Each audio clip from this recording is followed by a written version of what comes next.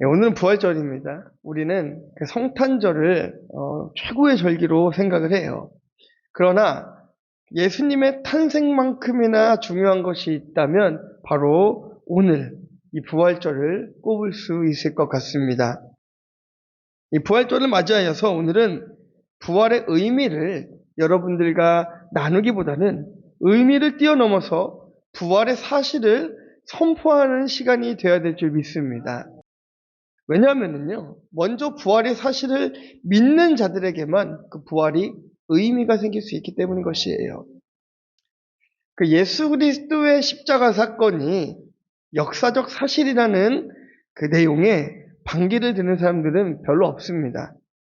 그 로마 시대의 역사가 타키투스는 그 역사물을 많이 기록했는데요. 그의 역사물인 연대기 15권 44장 2절에서도 이 빌라도 행정관에 의해 처형된 예수 그리스도에 대한 기록을 남겼습니다. 뿐만이 아니고 예수 그리스도의 부활을 믿지 않는 독일의 자유주의 신학자인 게르트 리드만도 예수 그리스도의 십자가의 죽음은 그 시신도 매장되었다는 사실에는 논란의 여지가 없다라고 밝히고 있습니다. 이뿐만이 아니죠. 현대의 많은 사람들, 심지어는 그 불신자들까지도 예수 그리스도의 죽음의 사건은 다들 동의합니다. 역사적인 사실로서 그것을 동의합니다. 하지만 많은 사람들이 이 부활에 대해서는 역사 속에 실제하는 사건이라고 인정하지를 않아요. 그것을 믿는데 주저합니다. 왜 십자가는 인정하면서도 그 부활은 부정하는 것일까? 믿지 않는 것일까? 현대 철학이 근간이 되는 자연과학적인 사고 때문에 우리 식으로 말하자면 이성이죠. 이성이 우리를 지배하고 있기 때문에 이성이라는 잣대로 부활을 생각하기 때문에 부활을 따지기 때문에 그것을 믿을 수가 없는 것이에요. 그러나 그들의 의견과는 다르게 부활은 엄연히 역사 속에 존재하고 있습니다. 이 부활이라는 사건이 인간의 이성의 영역을 벗어났기 때문에 이성의 힘으로 이해할 수 없기 때문에 그들이 부정할 뿐인 것이죠. 여러분 믿으십니까?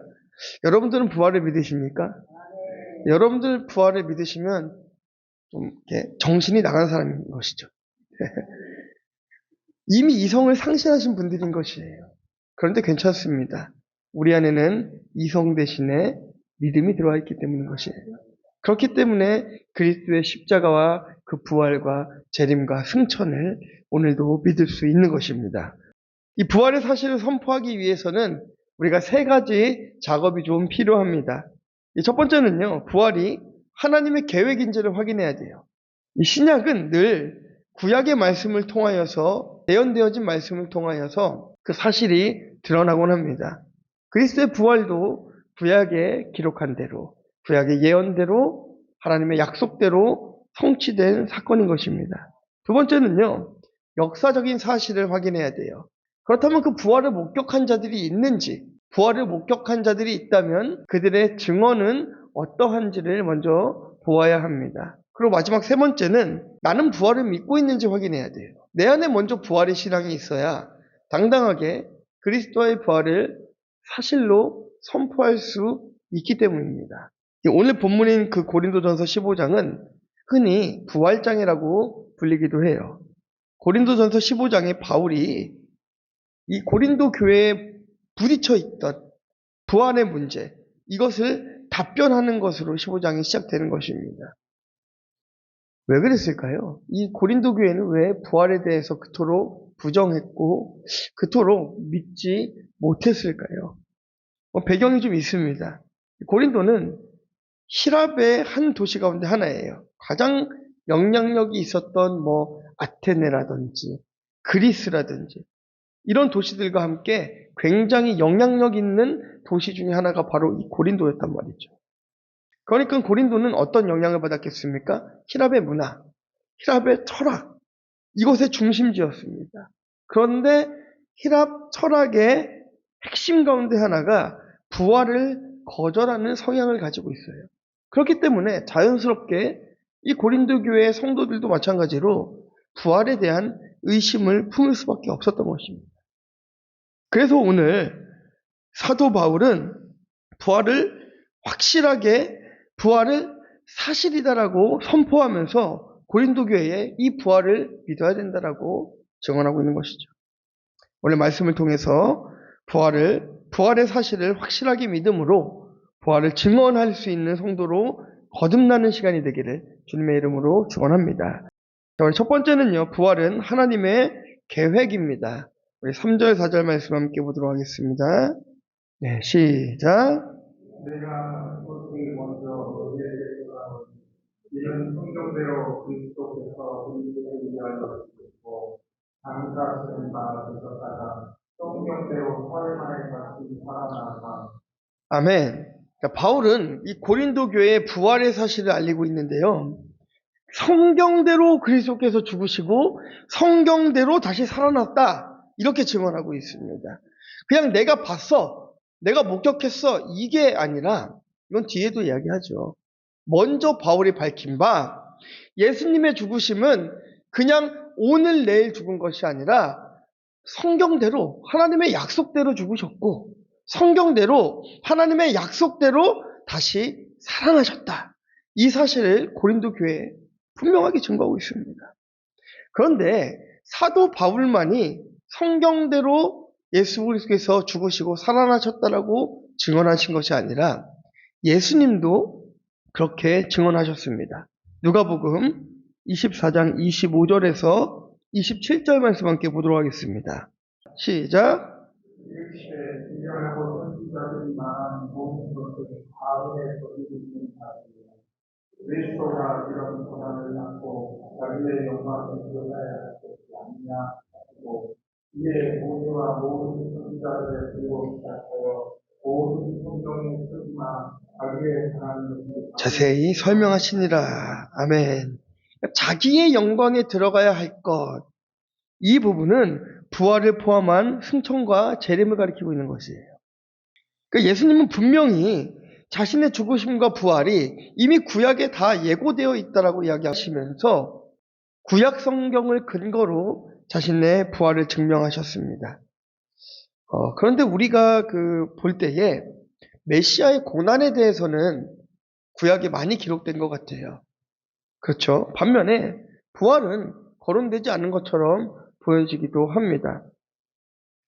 이사야 26장이라든지 호세아 6장에도 보면 성도의 부활에 대해서도 이야기하지만 이 메시아의 부활에 대해서는 크게 다루지 않고 있어요. 그렇다면 그 메시아의 부활을 구약 속에서 우리가 어떻게 한번 찾아봐야 될까요?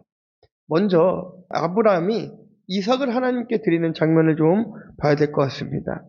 히브리서 11장 19절 함께 보겠습니다. 그가 하나님이 능히 이삭을 죽은 자 가운데서 다시 살리실 줄로 생각한지라 비옥컨대 그를 죽은 자 가운데서 도로 받은 것이니라. 그러니까 히브리 기자가 아브라함이 이삭을 드리는데 그냥 이삭이 죽었다 이게 아니라 이삭을 제물로 바칠 때에 도로 살아날 것을 믿고 드렸다는 것이에요. 이것이 바로 부활을 이야기하고 있는 것입니다. 이삭을 잉태할 때에도 보면요, 어떻습니까? 지금 죽은 태에 아이가 생긴 거예요. 잉태할 수 없는 몸에 생긴 것입니다. 이 히브리 민족은요, 생리가 끊어진 것을 죽음이라고 생각했어요. 아이를 갖지 못하는 몸을 죽음이라고 생각했습니다. 그 죽은 몸에 이삭이 생긴 것을 기적이라고 생각했던 것이죠. 그 또한 부활을 예고하는 것입니다.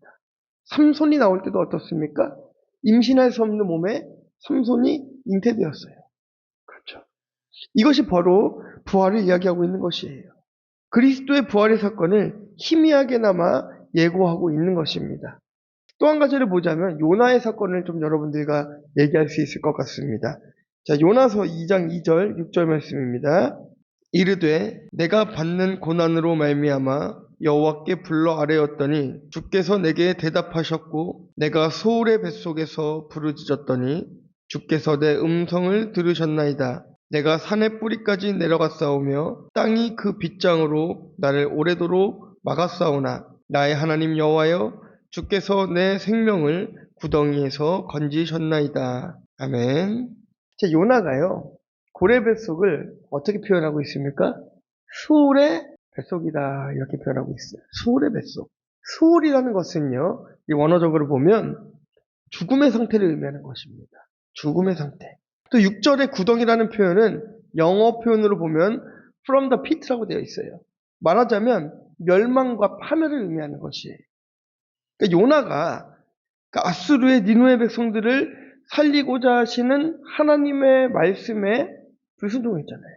그래서 고레 뱃속에 가게 됩니다. 그러나 하나님의 은총으로 그가 다시 살아나게 된다는 거예요. 육체가 썩어져야 할 그 장소로부터 썩어지지 않고 육신이 보호받아 3일 만에 요나가 다시 나오게 됩니다. 여러분 어떤 사건과 좀 유사해 보이십니까? 죄로 얼룩진 십자가에 죽으시고 3일 만에 다시 살아나신 예수님을 연상케 하지 않습니까? 이 말씀을 준비하면서 구약 안에는 어떤 예수 그리스도의 부활의 흔적이 있을까 보다 보니까요. 6월절 안에도 부활이 있고요. 굉장히 많습니다. 다만 그 안에서 조금 쉽게 접근할 수 있는 것만 좀 여러분들과 나누고 있는 것이에요. 이번에는 우리가 좀 더 익숙한 말씀을 한번 찾아볼 텐데요. 창세기 3장 15절 말씀입니다. 내가 너로 여자와 원수가 되게 하고 내 후손도 여자의 후손과 원수가 되게 하리니 여자의 후손은 내 머리를 상하게 할 것이요 너는 그의 발꿈치를 상하게 할 것이니라 하시고 아멘. 창세기 3장 15절 말씀을 히브리 문법을 한번 연구해 보면은요. 조금 어려운 말일 수 있습니다. 귀를 잘 열고 들어주세요.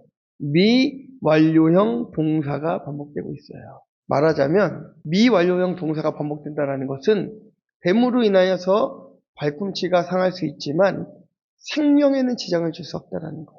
끝까지 살아있다는 것을 이야기하는 것입니다. 사단은 예수 그리스도의 십자가를 보면서 박수를 쳤겠죠. 네. 춤을 추고 난리가 나지 않았겠습니까?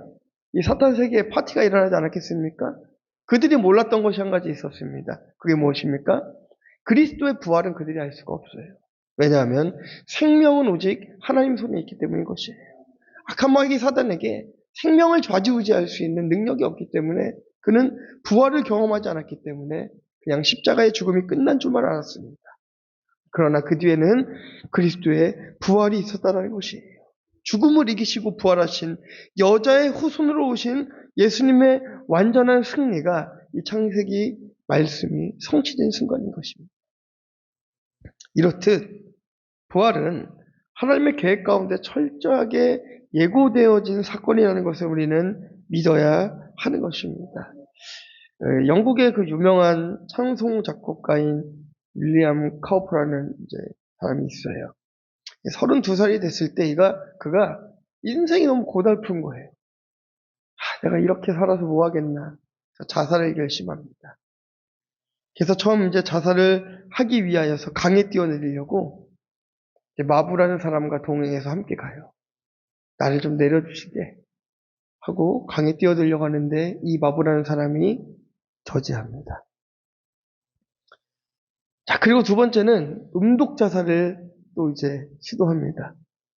우리로 따지면 농약을 먹는 거죠. 음독 자살을 시도했는데 이웃집 그 사람들이 발견하는 바람에 또 죽지를 못해요.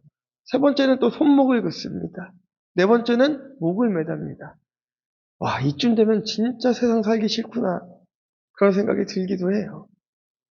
처참하죠. 그런데 이웃들의 발견으로 그가 계속 살아나는 거예요. 보다 못해서 이웃들이 너무 불쌍하다. 그래서 그를 교회로 인도합니다. 그가 교회에서 신앙생활을 하면서 예수님을 만나고 점점 회복되어져요. 그에게 가장 큰 영향력을 주신 분이 바로 뉴턴 목사님이에요. 이 뉴턴 목사님이 누굴까요?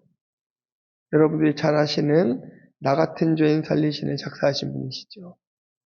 그분이 이분의 신앙 선배인 것입니다. 그리고 그가 자살을 기도했던 그가 세상을 살고 싶지 않았던 그가 예수를 만나고 이 귀한 목사님을 만나고 나서 변화되어서 자신의 시적 능력을 살려서 약 67곡의 찬송시를 쓰게 됩니다. 그중 지금도 많이 불리는 찬양이 바로 이 샘물과 같은 보혈이라는 찬양을 지금까지도 불리게 되는 것이에요. 그러니까 성도에게 있어서 하나님의 계획은 죽이는 계획이 아니라 늘 살리는 계획이라는 것이에요. 그리스도의 부활로 사탄의 모든 권세를 정죄하셨고 이기셨기 때문에 우리는 살아난 사람인 것입니다. 믿으십니까? 살아난 사람은 살아있게끔 살아야 되는 거예요. 우리는 살아있는데 죽은 인생을 살면 안 되는 것이에요. 여러분들은 다 살아있는 분들인 것입니다. 부활로 인하여서 살아난 분들인 것입니다. 우리 모두가 그리스도의 부활을 생각하면서 나도 그 부활에 함께한 자로서 살아났다라는 것을 믿는 여러분들 되시길 주님의 이름으로 축원합니다. 자, 두 번째는요. 부활은 역사적 사실입니다. 5절부터 8절 말씀입니다. 게바에게 보이시고 후에 12 제자에게와 그 후에 500여 형제에게 일시에 보이셨나니 그 중에 지금까지 대다수는 살아있고 어떤 사람은 잠들었으며 그 후에 야고보에게 보이셨으며 그 후에 모든 사도에게와 맨 나중에 만삭되지 못하여 난 자 같은 내게도 보이셨느니라. 아멘. 이 부활의 사건은 우리의 이성으로 믿을 수 있는 사건은 아닙니다.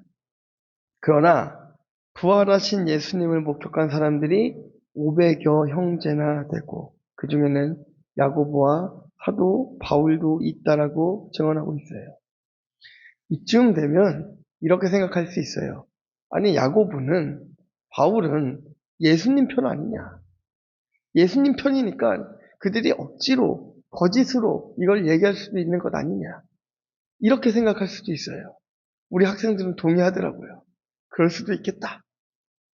그런데요. 바울은 예수 그리스도를 핍박하던 자였습니다. 핍박하던 자였습니다. 그가 부활의 주님을 만난 이후에야 비로소 진정한 그리스도인으로 살아가게 된 것이에요.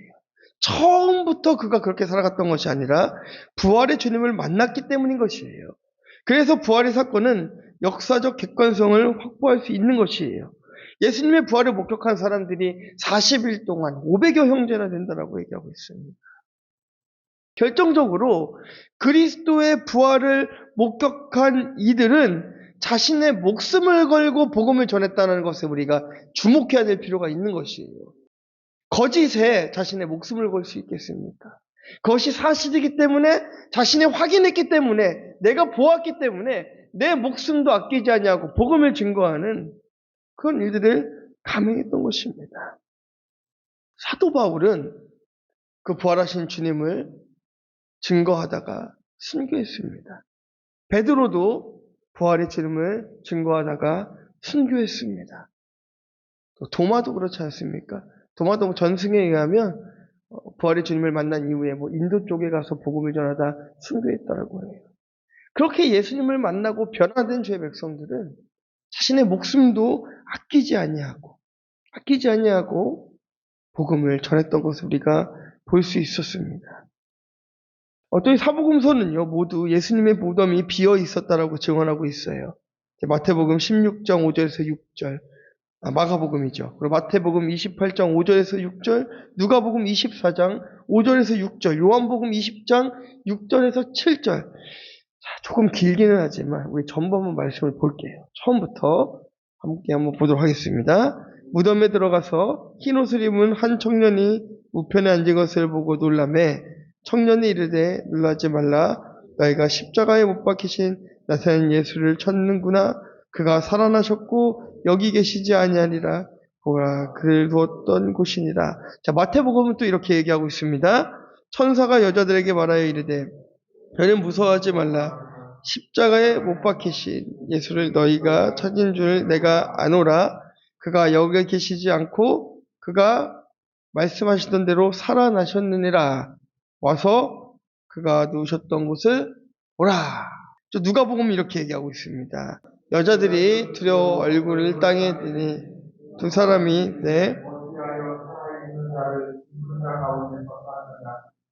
여기 계시지 않고 살아계셨느니라.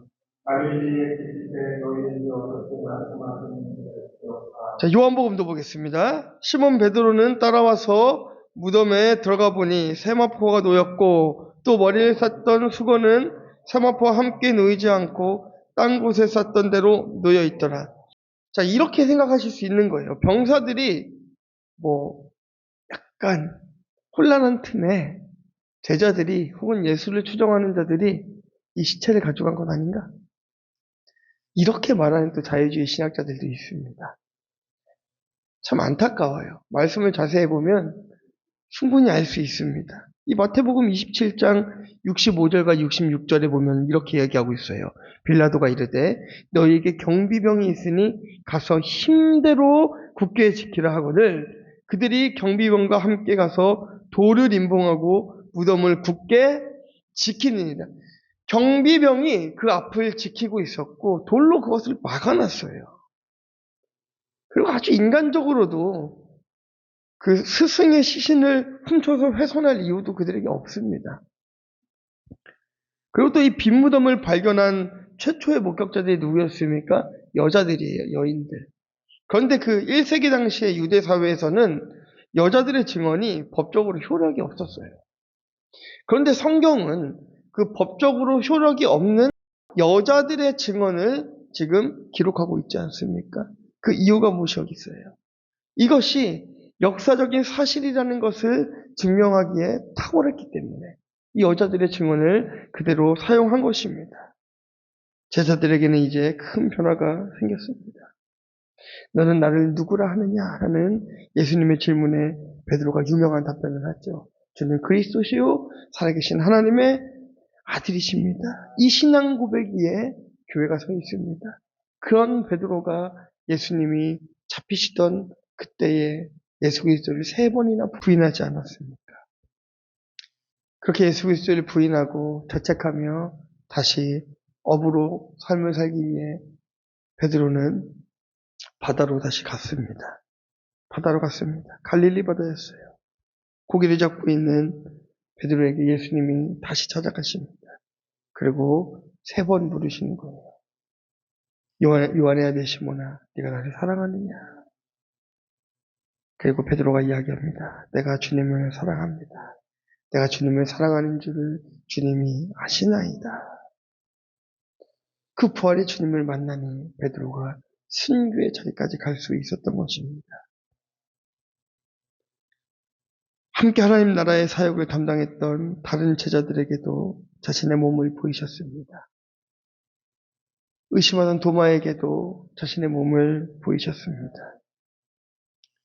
예수님은 그냥 자신의 부활을 나만 알게끔 한 것이 아니라 제자들에게 찾아가시고 믿지 않는 자들에게도 500여 형제에게 보이시며 부활의 사실을 지금까지 역사적인 사실로서 우리에게 알리신 것입니다.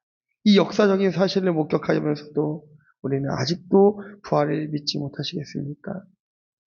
세상 사람들이 부활이 거짓이라 말하든 누군가 허구라고 이야기하든 상관없이 부활은 사실입니다. 하나님의 완전한 계획이시며 많은 증인들을 통해서 증명된 사실이라는 것을 우리가 믿어야 될 줄 믿습니다. 자, 이 3번째는요. 부활을 믿고 이제는 선포해야 합니다. 자, 고린도전서 15장 13절 14절 말씀입니다. 만일 죽은 자의 부활이 없으면 그리스도도 다시 살아나지 못하셨으리라. 그리스도께서 만일 다시 살아나지 못하셨으면 우리가 전파하는 것도 헛것이요 또 너희 믿음도 헛것이며. 아멘. 사도 바울이 이야기하는 것이에요. 그리스도의 부활이 없다라고 한다면 우리의 믿음도 우리가 전파하는 것도 다 헛것이다 이야기하고 있는 것입니다. 반대로 부활이 사실이라면 우리가 전파하고 믿는 것은 그 무엇보다 가치 있고 천국을 소망할 수 있는 유일한 길이 된다는 것을 믿어야 될 줄 믿습니다. 이 부활절은요, 우리 민족과도 굉장히 큰 연관성이 좀 있습니다. 1884년 갑신정변이 일어난 그 조선의 정세가 매우 불안했었습니다. 당시 이제 국제사회가 바라보는 조선에 대한 평가는 소망이 없는 운둔의 땅이다라는 평가를 내기도 했었습니다. 그러나 이 황무지 같은 땅이기 때문에 더욱이 복음을 증거해야 된다라고 생각했던 미국의 젊은 선교사들이 있었어요. 바로 언더우드와 아펜젤러입니다. 네, 그들은 순교를 각오하며 조선 땅을 밟았습니다. 1885년 4월 5일 부활절에 거센 풍랑을 헤치고 한 척의 배가 제물포항에 들어오게 되는 것이. 그러니까 이 아펜젤러와 언더우드가 이 땅에 들어온 날이 바로 부활절이었습니다. 1885년 4월 5일이었습니다. 이 아펜젤러가 본국으로 보내는 첫 번째 선교 편지에 이렇게 기록했어요. 우리는 부활절에 이곳에 왔습니다. 사망의 철창을 쳐부수고 부활하신 주님께서 조선의 결박을 끊어주시고 하나님의 자녀로 빛과 자유의 세계로 인도해 주시기를 기도합니다. 이렇게 증언했습니다. 부활을 믿는다면 선포해야 됩니다. 부활을 믿는다면 선언하는 것입니다. 내가 확실히 알고 있는데, 내가 확실히 믿고 있는데 그 부활의 주님을 전하는 것이 왜 두렵습니까? 두려울 이유가 전혀 없습니다. 예수님께서 말씀하시지 않았습니까? 주 예수를 믿으라. 그리하면 너와 내 집에 구원을 얻으리라. 분명하게 말씀하시지 않았습니까? 나는 부활이요 생명이니 나를 믿는 자는 죽어도 살겠고 무릇 살아서 나를 믿는 자는 영원히 죽지 아니하리라. 누가 하신 말씀이에요? 예수님이 하신 말씀 아니겠습니까? 그 예수님께서 자신의 십자가의 죽음을, 부활을, 승천과 재림을 말씀하셨는데 우리는 그냥 믿음으로 선포하기만 하면 되는 거예요. 역사적으로 그 사실을 증명하려고 애쓸 필요도 없습니다. 그냥 선포하면 되는 거예요. 사실이니까. 그냥 우리는 말하면 되는 것입니다. 네. 오늘 우리가 선포하는 부활의 복음은 생명을 살리는 선포가 될 것입니다. 여러분이 부활을 선포하면 살아나는 거예요. 마른 뼈가 살아나듯 죽은 영혼이 살아나는 것입니다. 죽었던 우리 영혼이 예수를 믿음으로 살아나지 않았습니까? 밖에 가보시면 죽어있는 영혼이 너무나 많아요. 너무나 많아요. 그들에게 부활을 선포해야 되지 않겠습니까? 그 죽어있는 영혼들에게 부활을 선포하여서 그 영혼을 살려내야 되지 않겠습니까?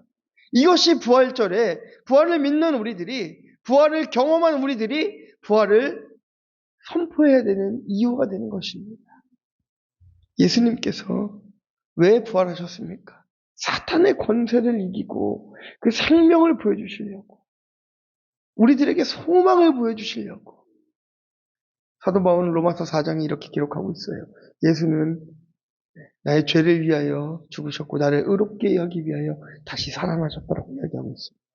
우리를 의롭게 하신 그 십자가, 우리를 의롭게 하신 그 부활, 그것을 당당하게 선포할 때에 죽은 영혼은 살아날 줄 믿습니다. 그러니 가정에서도 직장에서도 삶의 터전에서도 부활을 선포해야 됩니다. 그냥 계란 하나 주고 끝내는 것이 아니라 제자들과 같이 부활을 목숨 걸고 선포할 수 있는 우리들이 되어야 될 줄 믿습니다. 결론입니다. 부활은 사실입니다. 부활은 사실이기 때문에 그 부활의 주님을 전해야 합니다. 그것이 하나님의 뜻입니다. 우리를 향하신 하나님의 뜻은 부활의 사실을 당당하게 선포하는 것입니다. 그런데 참 안타깝죠. 그 부활의 주님을 믿는다라고 말하면서도 패배한 인생을 자꾸 우리는 살아가는 것 같아요. 승리했는데, 여러분 제일 어리석고 제일 안타까운 게 뭔지 아십니까? 이겼는데 지는 것처럼 사는 거예요. 이겼는데 지는 것처럼 사는 게 가장 답답한 것입니다. 승리했는데 왜 지는 삶을 삽니까? 이겼으면 이기는 삶을 살면 되는 거 아니겠습니까? 제 미라는 사람이 무엇입니까? 주머니에 돈을 넣고 주머니에 먹을 것을 넣고 굶어 죽으면 그것처럼 한심한 사람이 어디 있습니까? 아닙니까? 천국 가는 티켓을 우리 주머니에 넣어놓고 그 지옥의 길을 향해 걸어가고 있으면 그거 얼마나 안타까운 것입니까? 내 주머니 안에 티켓이 있는데 그것을 꺼내지 못하는 것이 얼마나 안타깝습니까? 이제는 여러분들 주머니에서, 신앙의 주머니에서 부활을 일으키세요. 이제는 부활을 선포하세요. 당당하게 예수님이 부활하셨다라고 세상 가운데에 선포하십시오. 그러면 살아납니다. 여러분도 살아나고 우리가 살아나고 세상도 살아나고 교회도 살아나고 나라도 살아나는 것입니다. 그 부활의 주님을 선포해야 살아나는 것이에요. 그냥 가만히 앉아있는다고 해가지고 되는 문제가 아니에요. 선포해야 되는 것입니다. 우리 이 시간 하나님 앞에 기도했으면 좋겠습니다. 하나님, 이제는 내가 부활의 주님을 선포할 수 있도록 내 안에 먼저 확신과 믿음을 더하여 주시고 세상 속에 나가서 부활을 선포할 수 있는 믿음 허락하여 달라고 우리 함께 기도하도록 하겠습니다.